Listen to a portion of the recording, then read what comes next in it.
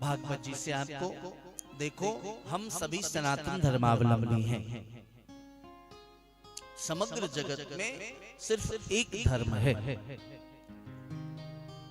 धर्म एक होता है। जैसे माँ एक होती है ना, माँ 10, 20, 50 नहीं होती, पिता भी 10, 20 नहीं होते। माँ एक होती, पिता एक होते। ठीक इसी प्रकार से धर्म भी एक होता है। समग्र जगत में एक, उसका नाम है सनातन।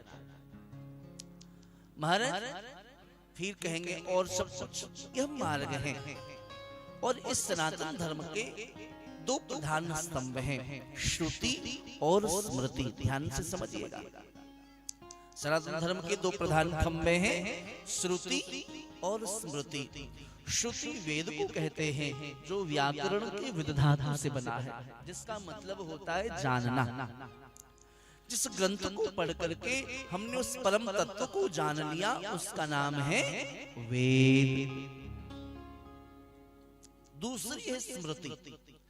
स्मृति के अंतर्गत अष्टादश पुराण अर्थात 18 पुराण, अष्टोत्तर शत उपनिषद अर्थात 108 उपनिषद, षडशास्त्र अर्थात 6 शास्त्र, षड दर्शन अर्थात 6 दर्शन, ये स्मृतियों के अंतर्गत आता है। 18 पुराणों में से एक पुराण है श्रीमद् भागवत महापुराण, जिसकी चर्चा हम आने वाले 7 दिनों तक श्रवण करेंगे।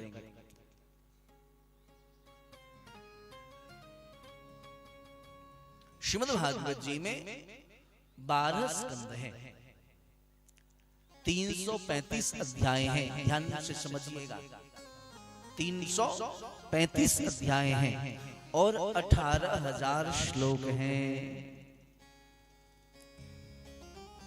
12 स्कंद, 335 अध्याय, 18,000 श्लोक इस श्रीमद् भागवत जी के अंतर्गत है। ये मूल विषय आपको श्रवण करा रहा हूं, ध्यान से सुनना।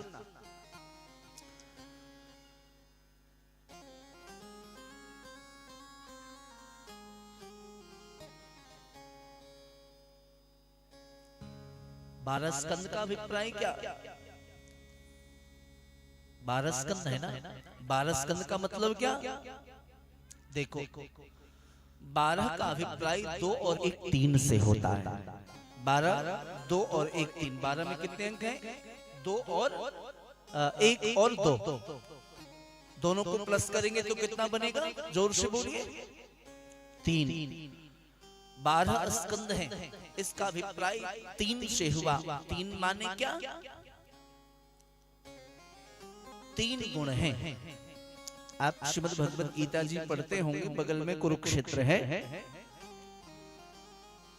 सारी प्रकृति 3 गुणों के बल पर ही संचालित होती है। त्रय गुणों से ही इनका प्रादुर्भाव हुआ है। कौन कौन से गुण हैं वो? शतोगुण, रजोगुण और तमोगुण। किसी का जीवन सत्व प्रधान है, किसी का रज प्रधान है, तो किसी का जीवन तम प्रधान है। तो 3 गुण। और श्रीमद् भागवत में 12 स्कंद, 2 और 1 3, अर्थात जो श्रीमद् भागवत का आशय लेता है वह त्रिगुणातीत की अवस्था को प्राप्त कर लेता है। त्रिगुणातीत समझते हैं? त्रिगुणातीत अवस्था को किसने प्राप्त किया? सुखदेव जी महाराज ने। परमहंस सुखदेव, दिगंबर महापुरुष, वह त्रिगुणातीत हो गए। तो जो श्रीमद् भागवत की गहराई में प्रवेश करेगा, वह तम रज को तो छोड़िए, वह सत्य से भी पृथक होकर के एक दिन त्रिगुणातीत अवस्था को प्राप्त कर लेता है। ये श्रीमद् भागवत की महिमा।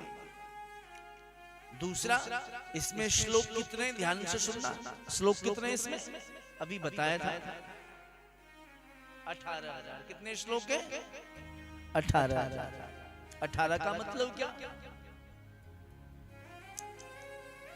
अंक 1 से 9 तक ही हैं। अंक जो हैं ये 9, और इन अंकों की भी अपनी बड़ी महिमा है। 1 की एक अलग महिमा, 2 की अलग महिमा है। इसमें जो 18 है, 18 का मतलब क्या? 8 और 1, जोर से बोलिए, 8 और 1 9। और भागवत में श्लोक है 18,008 और 1 9 9 अंक जो है यह सारे अंकों में पूर्णांक के रूप में जाना जाता है। 9 अंक क्या है? पूर्णांक है। जब 9 को 9 से प्लस करेंगे तो कितना होगा? 8 1 और 9 27 7 2 9।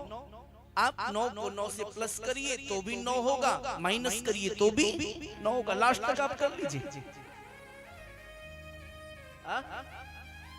बिल्कुल बिल्कुल, आप प्लस करिए तो 9, माइनस करिए तो 9 पूर्णांक है। इसलिए हमारे यहाँ नवरात्रि का विधान है। 4 नवरात्रि होती है हमारे यहाँ। कितनी नवरात्रि? 4। एक नवरात्रि अभी प्रारंभ होने वाली कितने से? 9 तारीख से।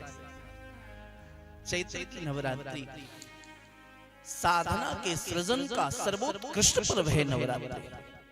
साधक यदि साधना की गहराई में प्रवेश करना चाहता है तो नवरात्रि का व्रत अवश्य करे। वह किसी भी इष्ट को मानने वाला हो लेकिन वह नवरात्रि का व्रत अवश्य करे। और आपकी उसमें जो भी कामना है आप उस कामना को लेकर के उस व्रत को का पालन करिए। आपको जिस इष्ट को दर्शन करने की लालसा है, आप जिस इष्ट को पाना चाहते हैं, उनकी कामना को लेकर के यदि आप नवरात्रि का व्रत करें तो आपकी वह कामना सिद्ध होती है। क्योंकि वह 9 दिन जो है वह साधना के लिए, साधना के सृजन के लिए सर्वोत्कृष्ट पर्व है। तो 9 पूर्णांक है। अर्थात जो श्रीमद् भागवत का आश्रय लेता है, समझिएगा बात को, जो श्रीमद् भागवत का आश्रय लेता है तो भागवत में 18,000 श्लोक हैं, 8 1 9। अर्थात जो भागवत का गहराई से अध्ययन करता है, श्रीमद् भागवत में डूबता है, श्रीमद् भागवत का मनन करता है, चिंतन करता है, वह जीव पूर्णता को प्राप्त कर लेता है। ये 18,000 श्लोक का अभिप्राय है। जीवन में जिसको पूर्णता की कामना है उन्हें श्रीमद् भागवत का आश्रय धारण करना चाहिए। श्रीमद् भागवत हमें पूर्णत्व प्रदान करती है। क्यों? श्री कृष्ण कौन है? बोले श्री कृष्ण पूर्ण ब्रह्म है। हम जिनकी लीला श्रवण करने जा रहे कौन है? वो पूर्ण ब्रह्म है। भगवान महावीर से कहिए आप साधना के अलावा नृत्य कर सकते हो क्या? महावीर बोलेंगे साधना खूब करवा लो, नमो हरिहंतारम करवाओ, लेकिन हम नृत्य नहीं कर सकते। श्री कृष्ण से कहिए साधना करोगे? बोले साधना भी करा लो, नृत्य भी करा लो।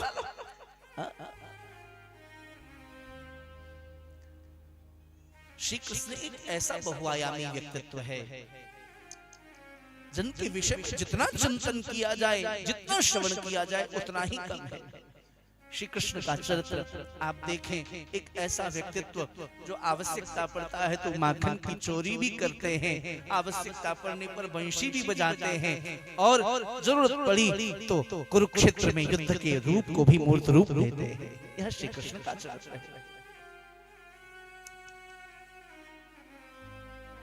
तो जो श्रीमद् भागवत का आश्रय लेता है वह कथा श्रवण करने वाला और कथा श्रवण कराने वाला यदि वो सात्विक भाव से तन्मयता के साथ नियम पूर्वक विधि पूर्वक यदि वक्ता कथा श्रवण करावे और विधि पूर्वक यदि कथा श्रोता श्रवण करे तो दोनों ही पूर्णता को प्राप्त कर लेते हैं। यह श्रीमद् भागवत जी की महिमा है, क्योंकि ये पूर्ण ब्रह्म की कथा है और पूर्ण ब्रह्म जीव को पूर्णता प्रदान करते हैं। ये भागवत की महिमा।